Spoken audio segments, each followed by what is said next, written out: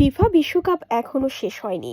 মাঠের লড়াই চলছে পুরোদমে। তবে এরই মধ্যে বিশ্ব চ্যাম্পিয়নের নাম ঘোষণা করে দিয়েছেন ঘানার বিতর্কিত আধ্যাত্মিক ব্যক্তিত্ব নানা কোয়াকো বোনসাম।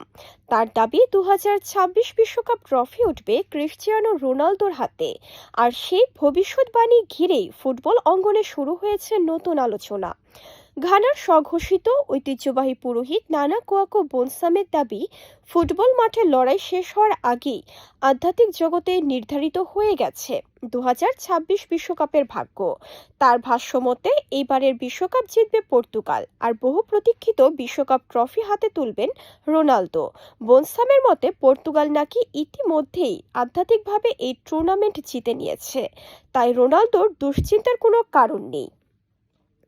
অবশ্য বিতর্কের সঙ্গে বোনসামের পরিচয় নতুন নয়। চলতি বিশ্বকাপে ইংল্যান্ডের অধিনায়ক হ্যারি কেনকে কালা জাদু করার দাবি করে আলোচনায় আসেন তিনি। ঘানার বিপক্ষে ম্যাচের আগে বলেছিলেন কেনকে গোল করতে দেবেন না।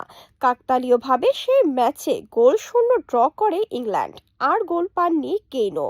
পরে অবশ্য নিজেই সে কথিত অভিশাপ তুলে নেওয়ার ঘোষণা দেন বোনসাম।